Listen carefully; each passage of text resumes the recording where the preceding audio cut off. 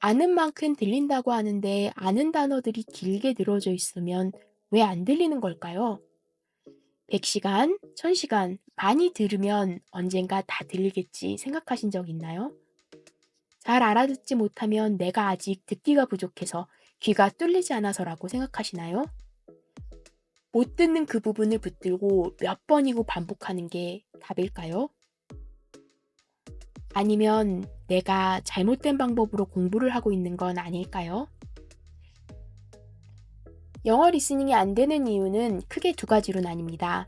첫째, 개별 단어의 발음, 문장의 억양 및 악센트를 모르기 때문에. 둘째, 실시간으로 문장을 이해하지 못하기 때문에.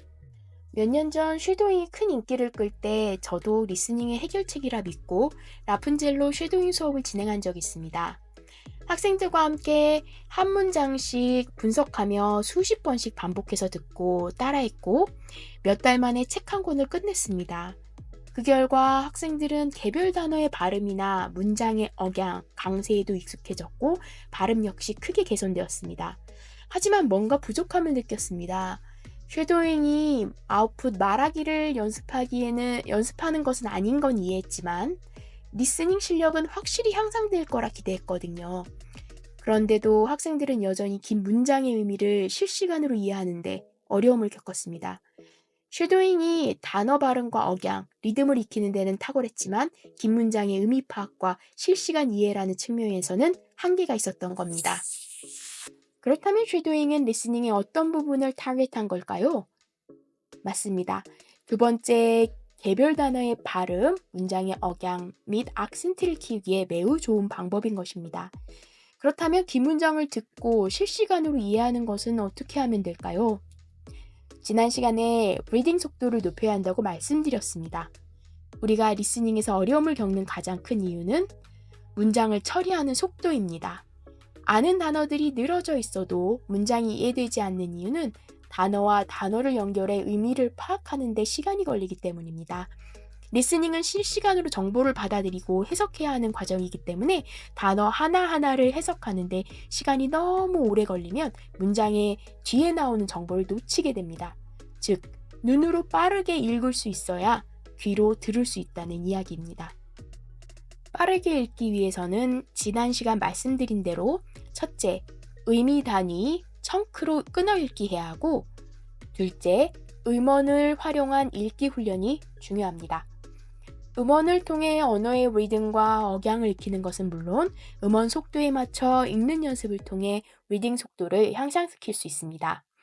이때 음원의 배속 기능을 활용하여 점차 속도를 높이면 1차 목표로 음원 속도에 맞춰 읽을 수 있는 능력을 키울 수 있습니다. 그리고 마지막으로 소리내서 읽기를 이야기했는데요. 가장 간과하기 쉬운 소리내서 읽기에 대해 좀 더 집중적으로 말씀드리겠습니다. 미국의 저명한 문해교육 전문가 티모시 로진스키는 유창하지 못하는 독자는 다음과 같은 특징을 가진다고 합니다.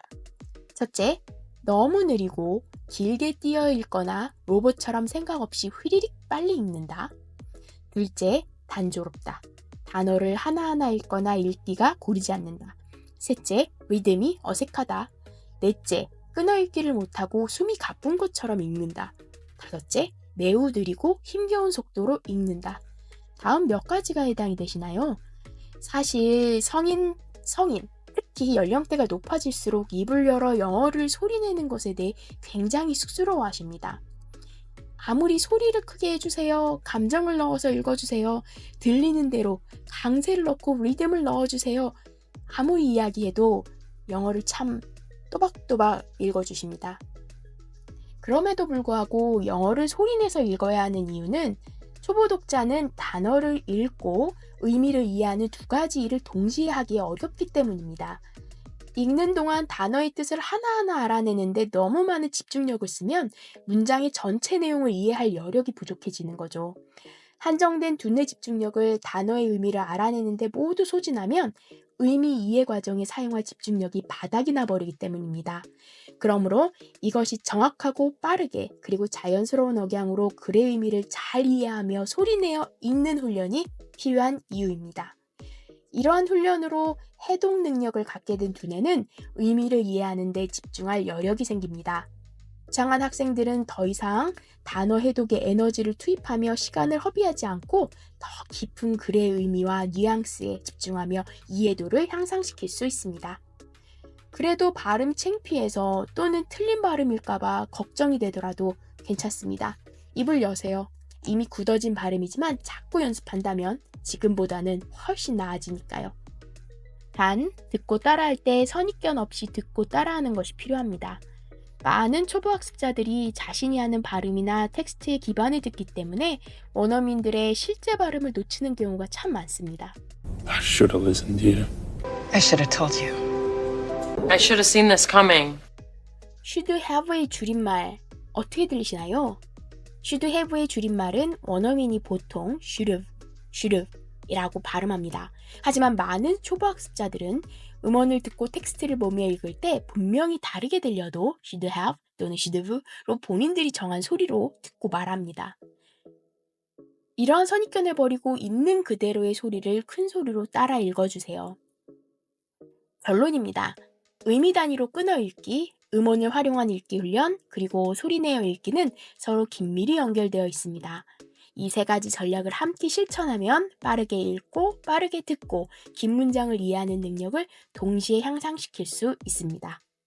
이번 시간 긴 문장을 듣기 위해 빠르게 읽기 1편은 아래 고정 댓글을 누르시면 들으실 수 있습니다. 감사합니다.